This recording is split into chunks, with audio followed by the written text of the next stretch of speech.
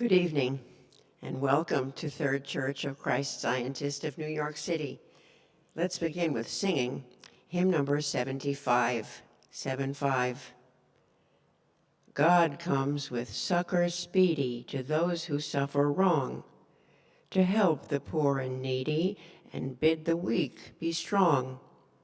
He comes to break oppression, to set the captive free, to take away transgression and rule in equity. Number 75.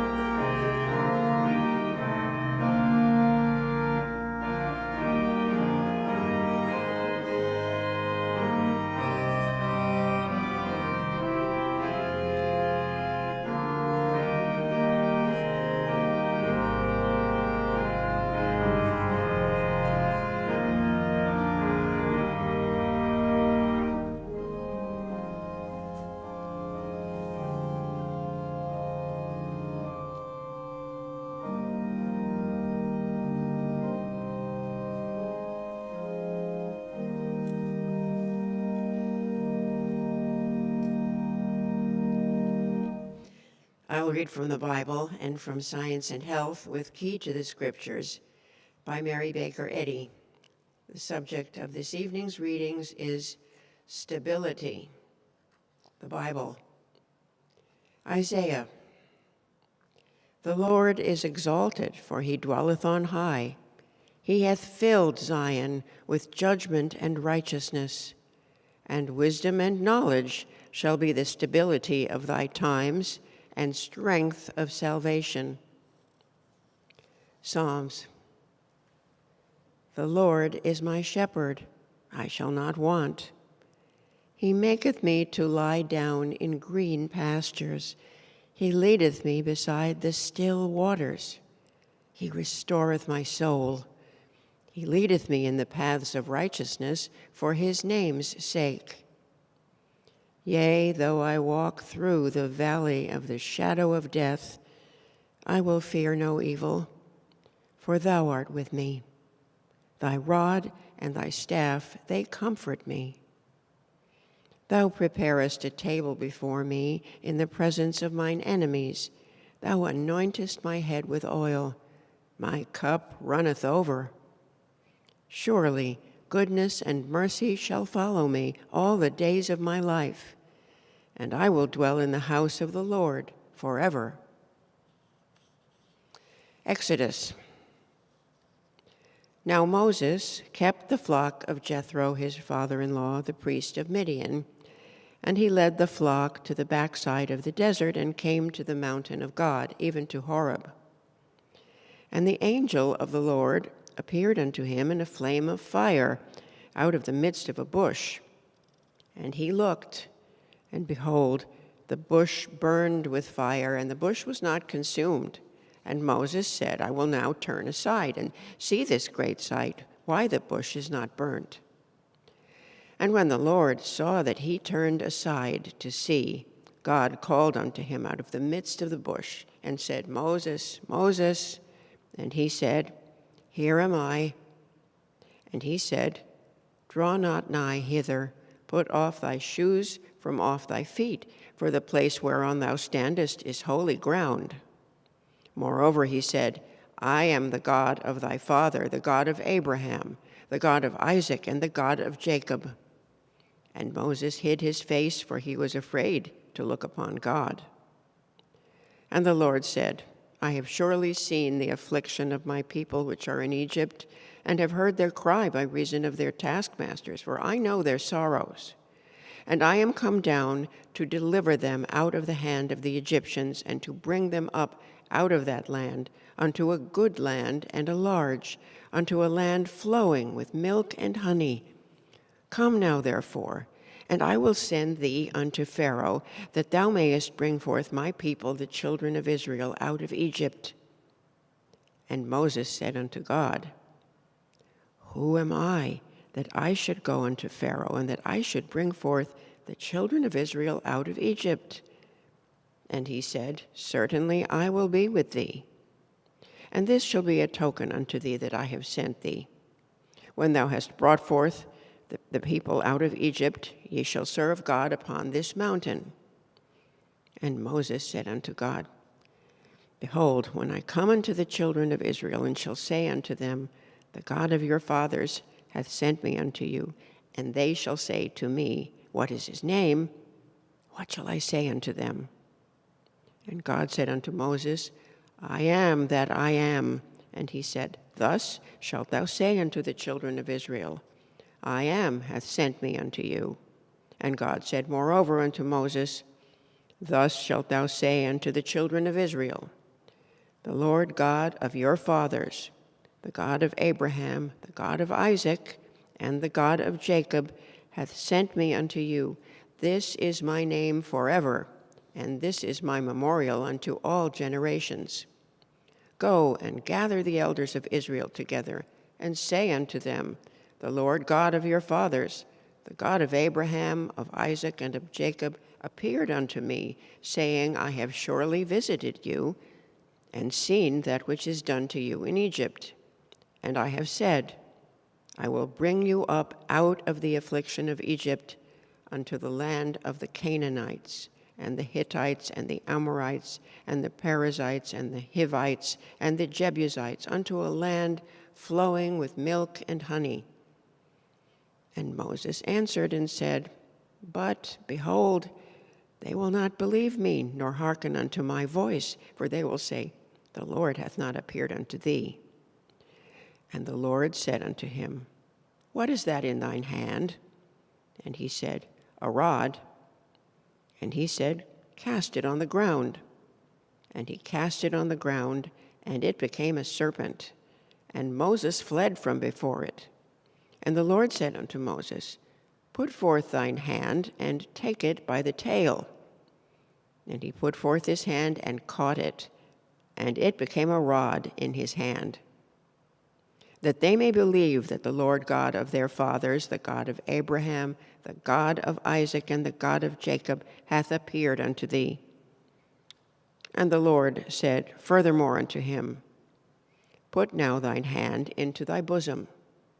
And he put his hand into his bosom, and when he took it out, behold, his hand was leprous as snow. And he said, Put thine hand into thy bosom again. And he put his hand into his bosom again, and plucked it out of his bosom, and behold, it was turned again as his other flesh. And it shall come to pass, if they will not believe thee, neither hearken to the voice of the first sign, that they will believe the voice of the latter sign. Isaiah. And there shall come forth a rod out of the stem of Jesse, and a branch shall grow out of his roots. And the Spirit of the Lord shall rest upon him, the Spirit of wisdom and understanding, the Spirit of counsel and might, the Spirit of knowledge and of the fear of the Lord, and shall make him of quick understanding in the fear of the Lord. And he shall not judge after the sight of his eyes, neither reprove after the hearing of his ears. But with righteousness shall he judge the poor, and reprove with equity for the meek of the earth.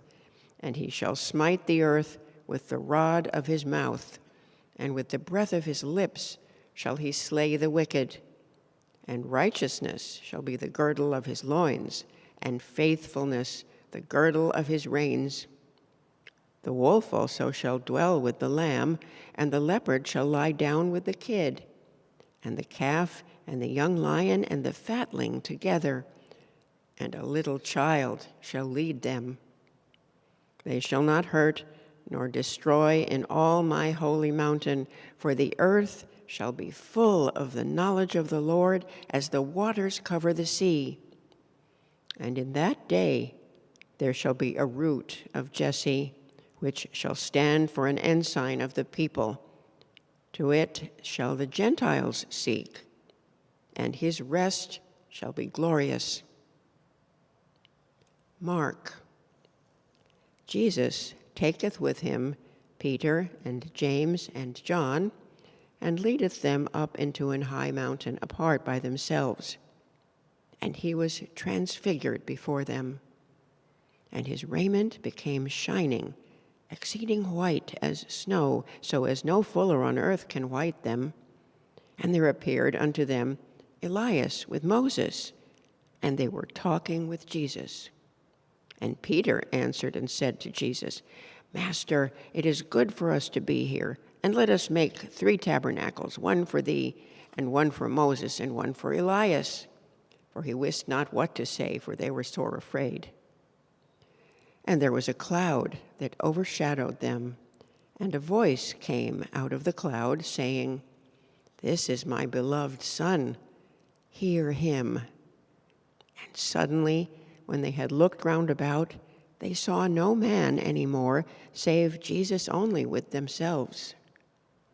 And as they came down from the mountain, he charged them that they should tell no man what things they had seen, till the Son of Man were risen from the dead. And when he came to his disciples, he saw a great multitude about them, and the scribes questioning with them. And straightway all the people, when they beheld him, were greatly amazed, and running to him saluted him. And one of the multitude answered and said, Master, I have brought unto thee my son, which hath a dumb spirit. And wheresoever he taketh him, he teareth him, and he foameth and gnasheth with his teeth, and pineth away. And I spake to thy disciples that they should cast him out, and they could not. He answereth him and saith, O faithless generation, how long shall I be with you? How long shall I suffer you? Bring him unto me. And they brought him unto him. And when he saw him, straightway the spirit tare him, and he fell on the ground and wallowed, foaming. And he asked his father, How long is it ago since this came unto him? And he said, Of a child. And ofttimes it hath cast him into the fire and into the waters to destroy him. But if thou canst do anything, have compassion on us and help us. Jesus said unto him, If thou canst believe, all things are possible to him that believeth. And straightway the father of the child cried out and said with tears, Lord, I believe. Help thou mine unbelief. When Jesus saw that the people came running together, he rebuked the foul spirit, saying unto him, Thou dumb and deaf spirit, I charge thee, come out of him and enter no more into him. And the spirit cried and rent him sore and came out of him. And he was as one dead, insomuch that many said, He is dead. But Jesus took him by the hand and lifted him up, and he arose. And when he was come into the house, his disciples asked him privately, Why could not we cast him out? And he said unto them, This kind can come forth by nothing but by prayer and fasting. Proverbs. To him that soweth righteousness shall be a sure reward. The preparations of the heart in man, and the answer of the tongue is from the Lord. Commit thy works unto the Lord, and thy thoughts shall be established. I'll now read correlative passages from the Christian Science textbook, Science and Health with Key to the Scriptures, by Mary Baker Eddy. The Hebrew lawgiver, slow of speech, despaired of making the people understand what should be revealed to him. When, led by wisdom to cast down his rod, he saw it become a serpent, Moses fled before it. But wisdom bade him come back and handle the serpent, and then Moses' fear departed.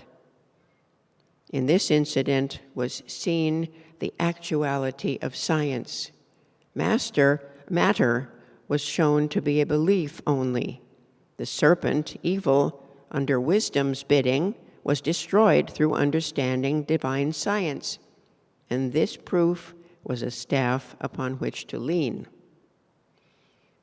The illusion of Moses lost its power to alarm him when he discovered that what he apparently saw was really but a phase of mortal belief. It was scientifically demonstrated that leprosy was a creation of mortal mind and not a condition of matter when Moses first put his hand into his bosom and drew it forth white as snow with the dread disease, and presently restored his hand to its natural condition by the same simple process. God had lessened Moses' fear by this proof in divine science, and the inward voice became to him the voice of God, which said, It shall come to pass, if they will not believe thee, neither hearken to the voice of the first sign, that they will believe the voice of the latter sign. And so it was in the coming centuries when the science of being was demonstrated by Jesus, who showed his students the power of mind by changing water into wine, and taught them how to handle serpents unharmed, to heal the sick, and cast out evils in proof of the supremacy of mind. When understanding changes the standpoints of life and intelligence from a material to a spiritual basis, we shall gain the reality of life, the control of soul over sense, and we shall perceive Christianity, or truth, in its divine principle.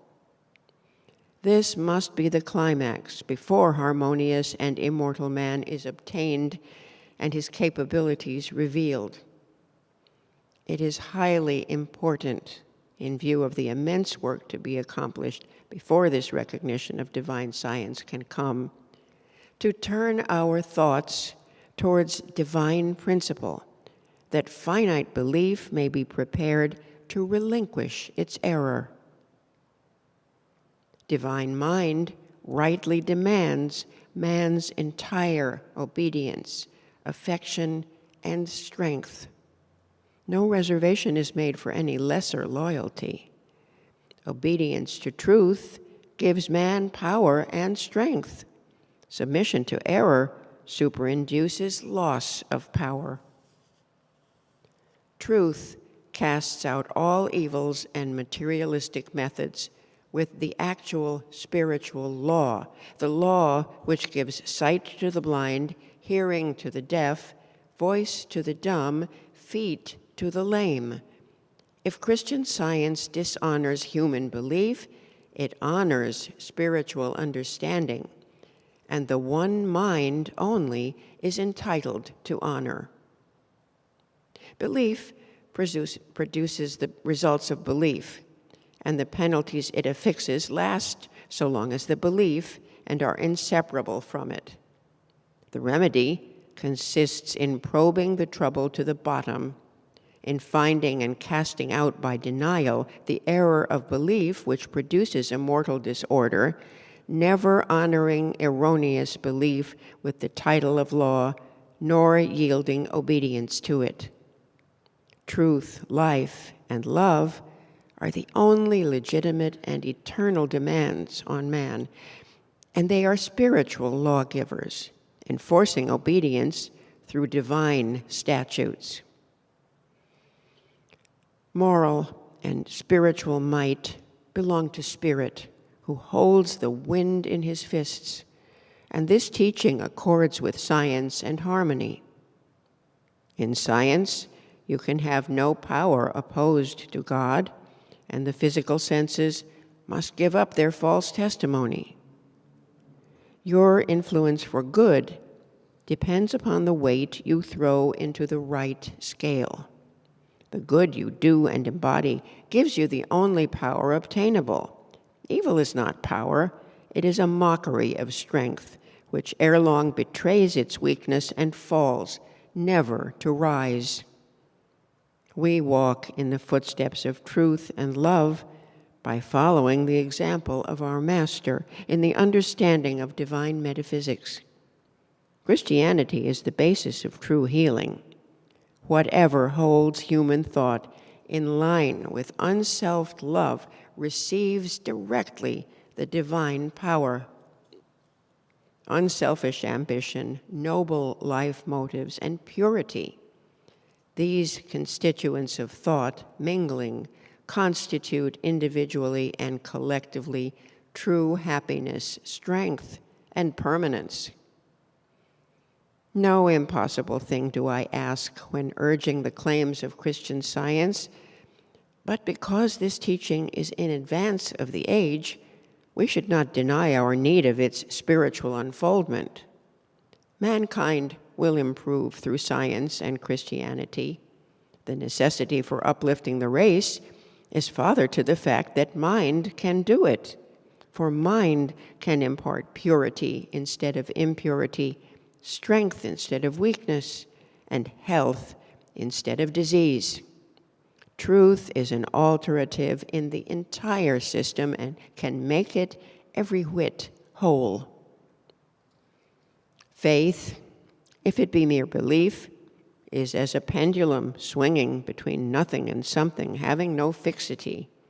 Faith, advanced to spiritual understanding, is the evidence gained from Spirit, which rebukes sin of every kind and establishes the claims of God. In Hebrew, Greek, Latin, and English, faith and the words corresponding thereto have these two definitions: trustfulness and trustworthiness. One kind of faith trusts one's welfare to others. Another kind of faith understands divine love and how to work out one's own salvation with fear and trembling. Lord, I believe, help thou mine unbelief, expresses the helplessness of a blind faith, whereas the injunction, believe and thou shalt be saved, demands self-reliant trustworthiness, which includes spiritual understanding and confides all to God. The Hebrew verb to believe means also to be firm or to be constant. This certainly applies to truth and love understood and practiced. Firmness in error will never save from sin, disease, and death. Acquaintance with the original texts and willingness to give up human beliefs, established by hierarchies and instigated sometimes by the worst passions of men, open the way for Christian Science to be understood and make the Bible the chart of life where the buoys and healing currents of truth are pointed out. In the following psalm, one word shows, though faintly, the light which Christian Science throws on the Scriptures by substituting for the corporeal sense the incorporeal or spiritual sense of deity. Psalm 23. Divine love is my shepherd, I shall not want. Love maketh me to lie down in green pastures. Love leadeth me beside the still waters. Love restoreth my soul, spiritual sense. Love leadeth me in the paths of righteousness for his name's sake. Yea, though I walk through the valley of the shadow of death, I will fear no evil, for love is with me. Love's rod and love's staff, they comfort me. Love prepareth a table before me in the presence of mine enemies.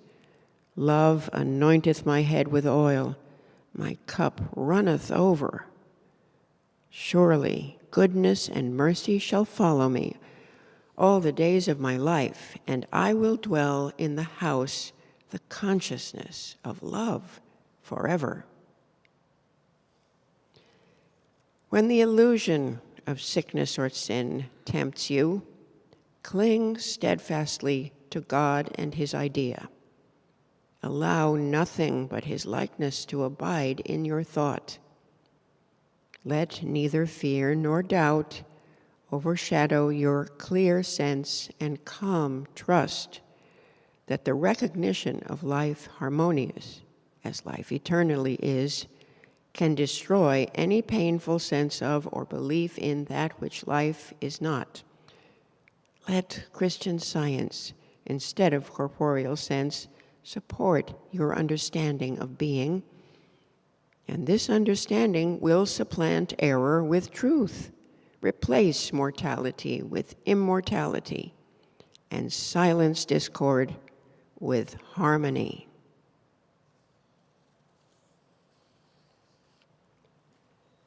Let's pray together in silence for a few moments, and then pray aloud together the Lord's Prayer.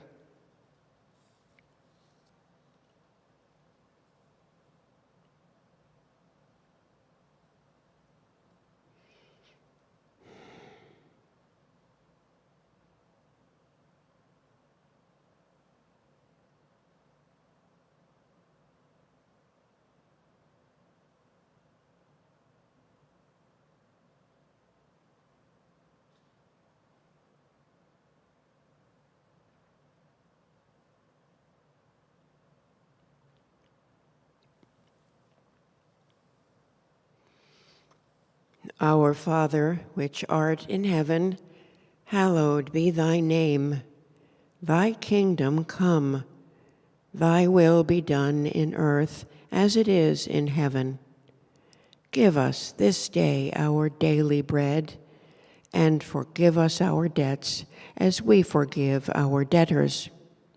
And lead us not into temptation, but deliver us from evil. For thine is the kingdom, and the power, and the glory forever. Let's sing hymn number 195.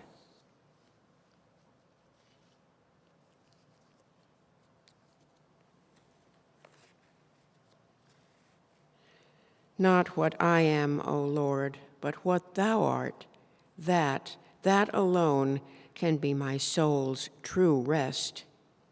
Thy love, not mine, bids fear and doubts depart and stills the tumult of my troubled breast. Number 195.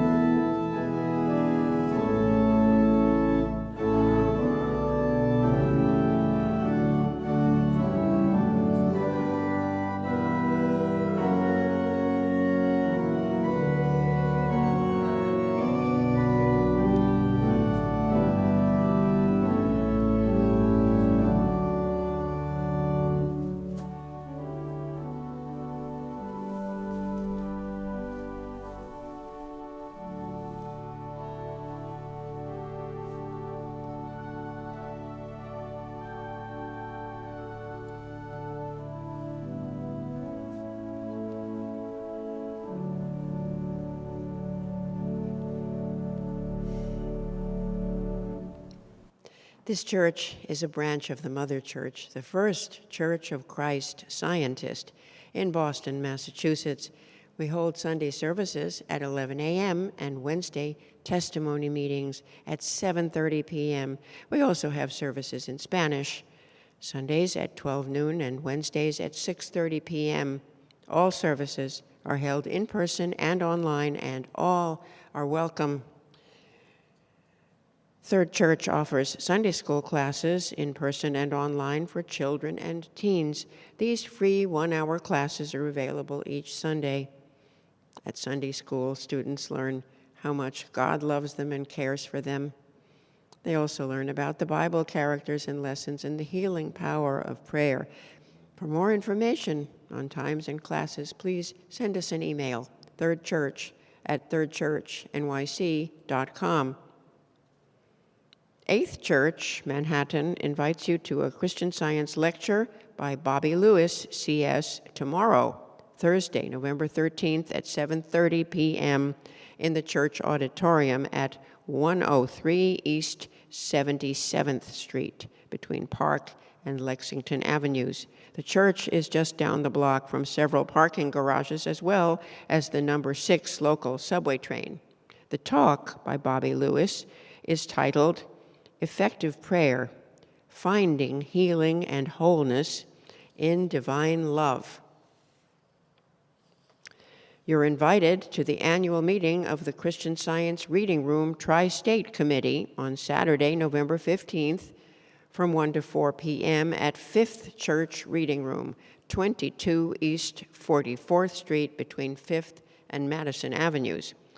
The event, both in person and live-streamed via Zoom, will celebrate 150 years of continuous publication of science and health with Key to the Scriptures by Mary Baker Eddy.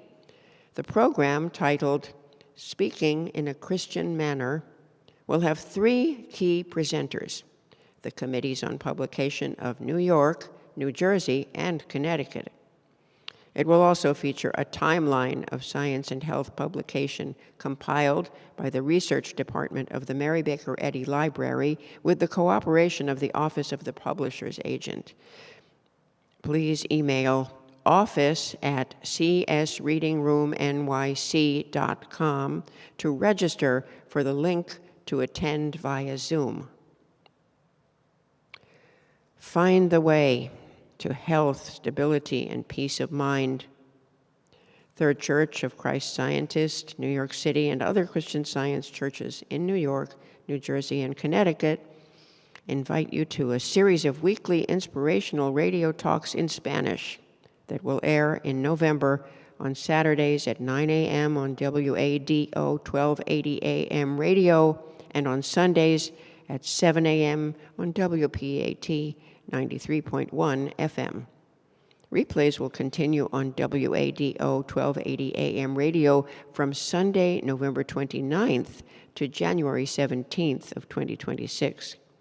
The Spanish language series, titled The Road to Christian Healing, will address topics such as the way of spiritual progress, a view of life that brings healing, a renewed life, and discover your innate health, to name a few. The experienced, internationally based speakers are members of the Christian Science Board of Lectureship. Replays of each talk will be available at thirdchurchnyc.com until January 31st, 2026. Join us on Saturday, November 15th at 9 a.m. on WADO 1280 AM radio, or on Sunday, November 16th at 7 a.m. on WPAT 93.1 FM for a talk by Melanie Wahlberg titled Un Camino Inesperado a Seguir, An Unexpected Way Forward. The talk will also be live-streamed on thirdchurchnyc.com at the same time. This meeting is now open for all to share experiences of healing and spiritual insights that prove God's ever-presence and power in their lives. If you're listening by telephone and would like to speak, press *6 and wait until your line is unmuted. Please speak directly into the microphone of your phone. Your message will be easier to hear if you do not use the speaker function. And to avoid feedback, please have only one device on at a time. If you're watching via Zoom, you can choose the raise your hand icon or unmute yourself and speak.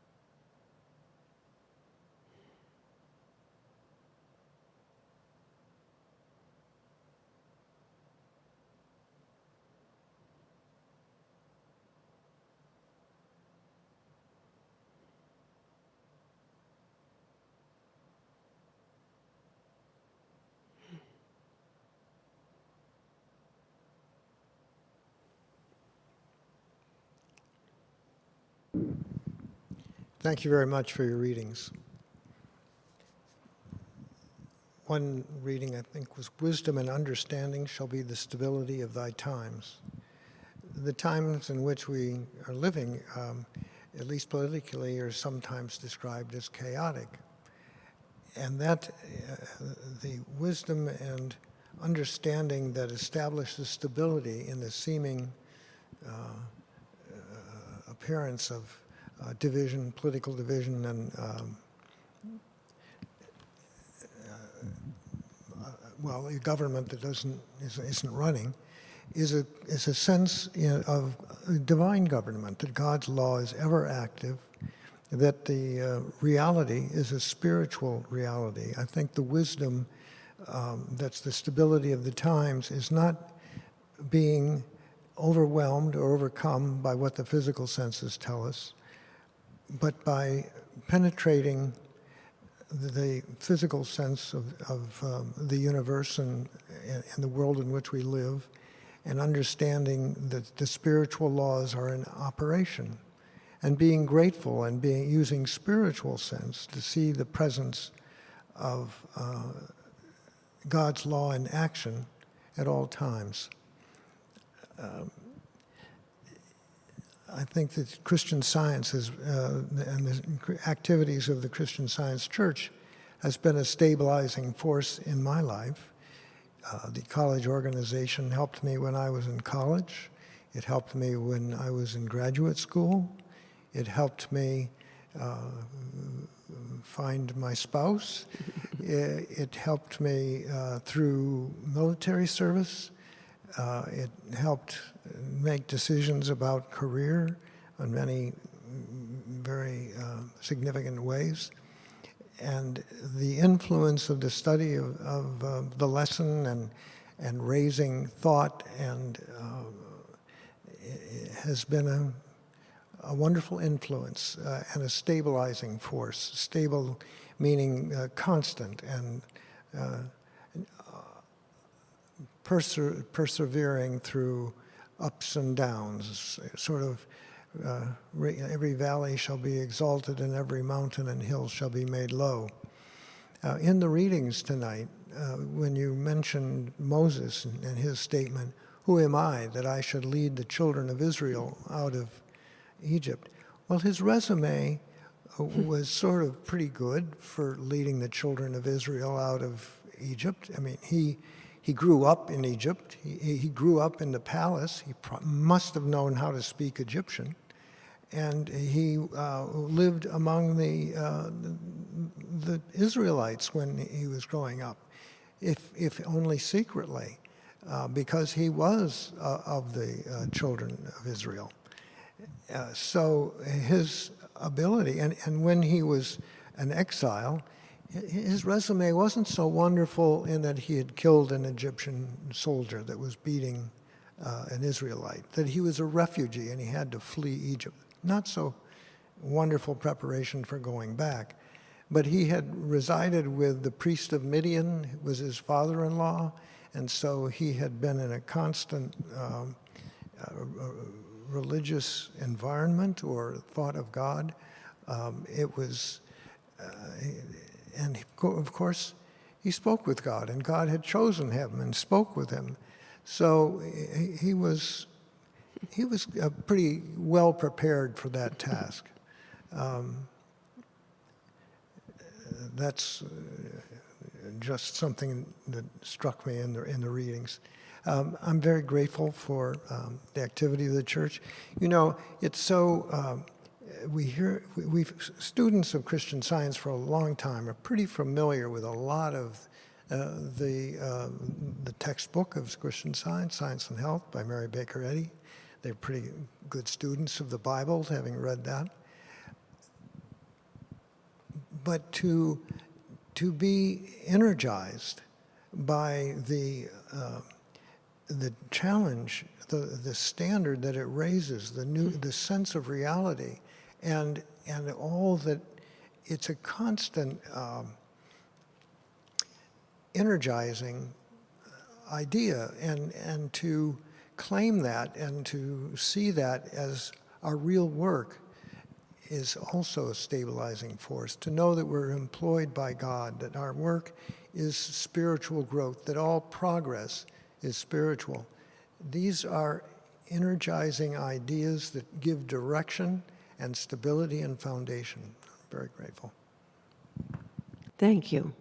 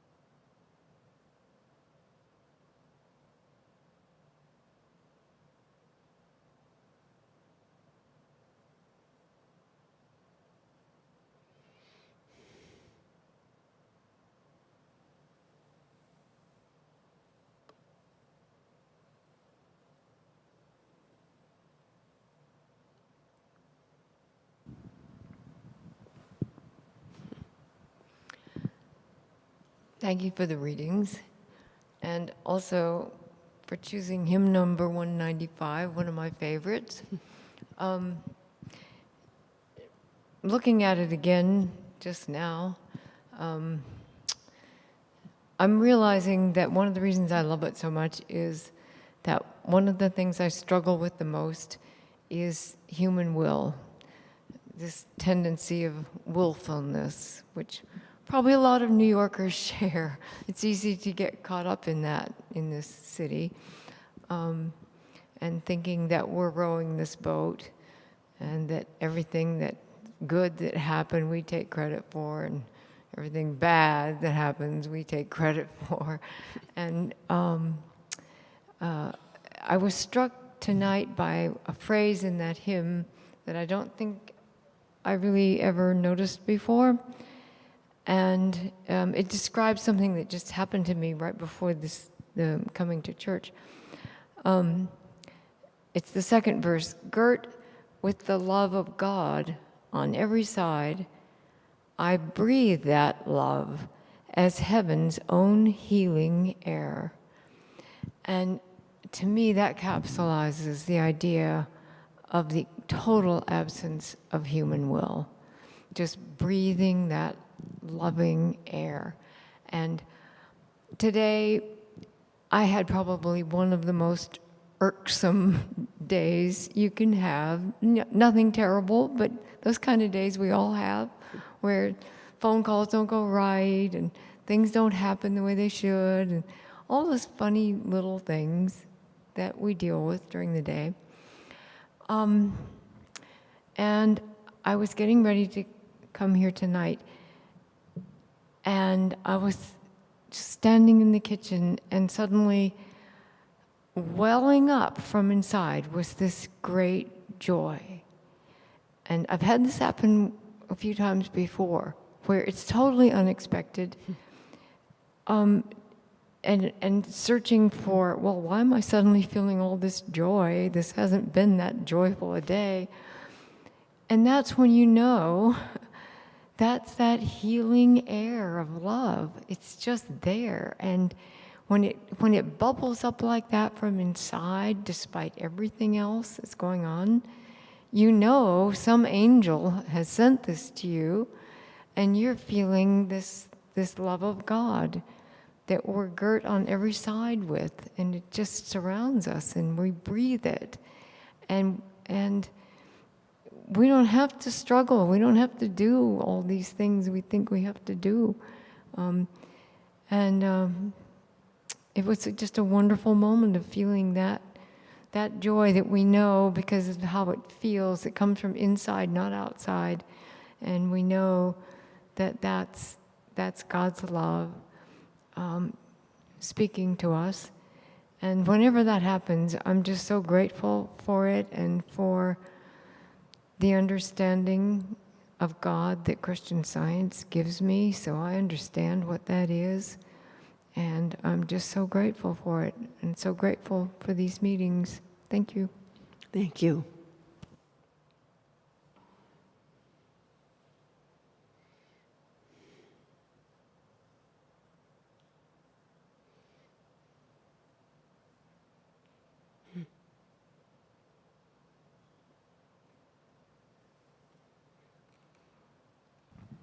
Thank you, yes, for the subject and the readings tonight.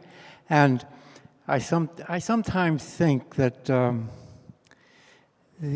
our experience that we have at work a lot, we're working with people, all the time. Although now we work remotely, so we don't do that anymore. But I remember in the days before we worked remotely, you'd go in and you get to know people pretty well, and they get to know you pretty well.